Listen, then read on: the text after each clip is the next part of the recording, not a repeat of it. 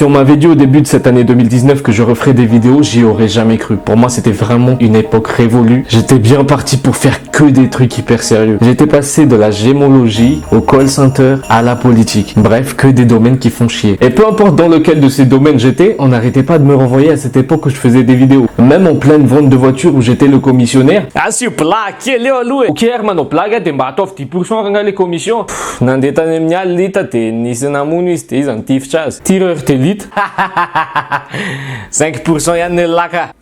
En vrai, dans n'importe quel domaine où j'étais, je rêvais tout le temps de cette époque où je me disais un jour je vais vivre de ce que j'aime. Je me rappelais tout le temps des jours où j'allais chez Nérine pour concevoir des vidéos et vice versa, elle venait chez moi pour concevoir des vidéos. On était à fond dans notre passion. Mais vous savez comment ça se passe à Madagascar, plus le temps passe, plus tu prends de l'âge et plus la pression sociale augmente. Et votre knumat chamze fallait bien. Satiratsmananan zozavadjoino amzotonzo, defavoudzan et narano. Beaucoup de jeunes tombent en dépression à cause de ce genre de pression et énormément de jeunes fuient la réalité dans l'alcool ou dans la drogue. Et si moi, à cette époque, je ressentais cette pression sociale, j'imagine que Nirine, qui était mon aîné de 7 ans, a dû la sentir 7 fois plus. Et le pire, c'est qu'à cette époque, malgré la qualité de ouf des vidéos que faisait Nirine, aucune société ne voulait nous prendre au sérieux et nous faire gagner de l'argent décemment dans ce qu'on voulait faire. C'est pour ça que je peux pas en vouloir à Nirine d'avoir décidé du jour au lendemain qu'il voulait partir en Suisse. À mes heures perdues, vous voulez pas me donner de l'argent? Ben je me casse! Tenants! Je me suis retrouvé tout seul face à la pression sociale. Et comme une petite pute, ben j'ai abandonné moi aussi. La saison namano pano adalan américain. Comme non, des uxel et manosava chatino, hein, fallu et non mano mouton. D'accord, là, je fais plus la passion. Attends, les bruits à mouton et.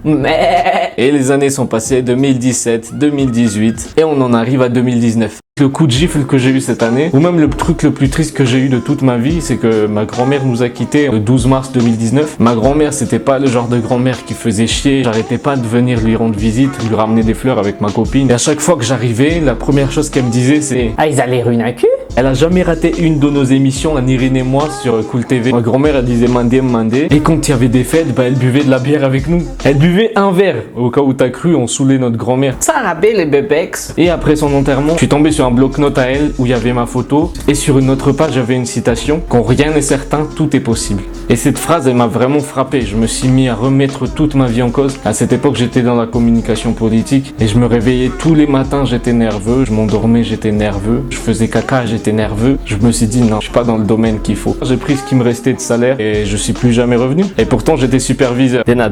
Les politiques, à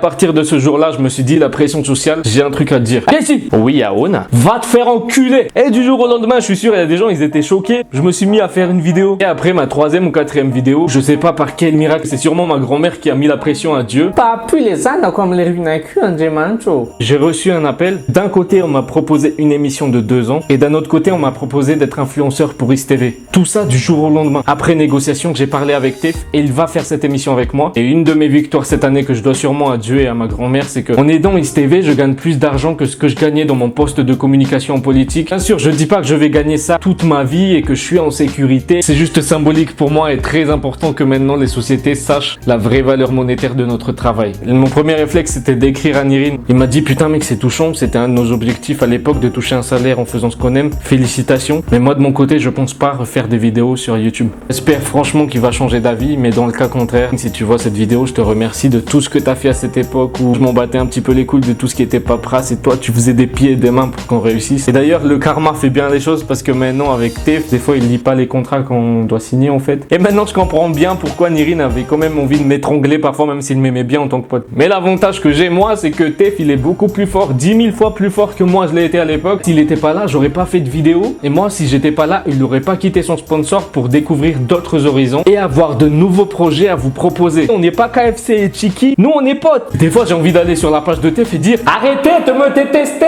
Mais après c'est ça le game, on fera jamais l'unanimité. En tout cas j'ai envie de remercier les 40 000 personnes qui sont sur ma page Facebook. Vous croyez peut-être que je lis pas vos commentaires, mais en fait même sur ma vidéo des compliments malagasy où il y a 23 000 likes et où il y a 1000 commentaires, croyez-moi que j'ai tout lu un par un. J'ai mis j'adore sur tous les commentaires. Tellement je suis content que maintenant Madagascar comprend ce délire et c'est vraiment grâce à vous, vous êtes les meilleurs. Moi s'il y a pas vous, en fait je parle tout seul dans ma chambre. Y'a quelqu'un ici?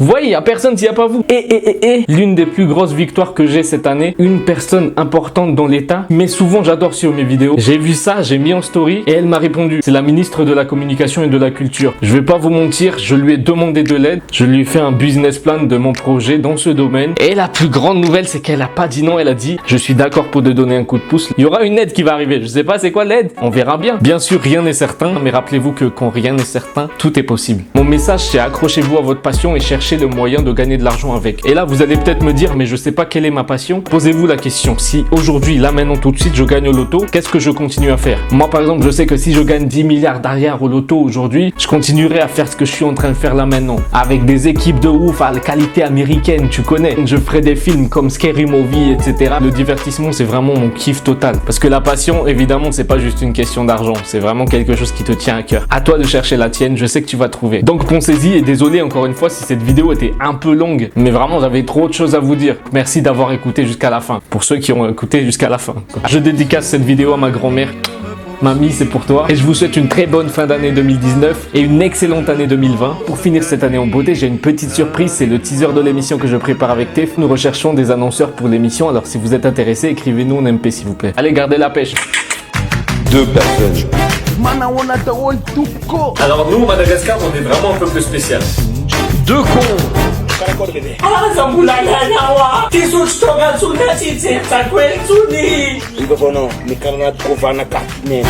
Deux humoristes d'internet. Ah ouais, on y va tout de suite quand même. Dis le truc, dis-le. Et surtout, 2 Madagascar.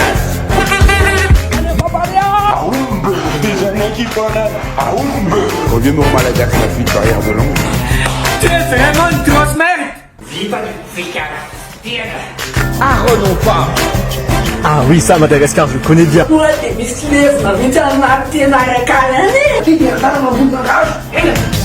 page de thé. Vous avez pas capté qu'il était con?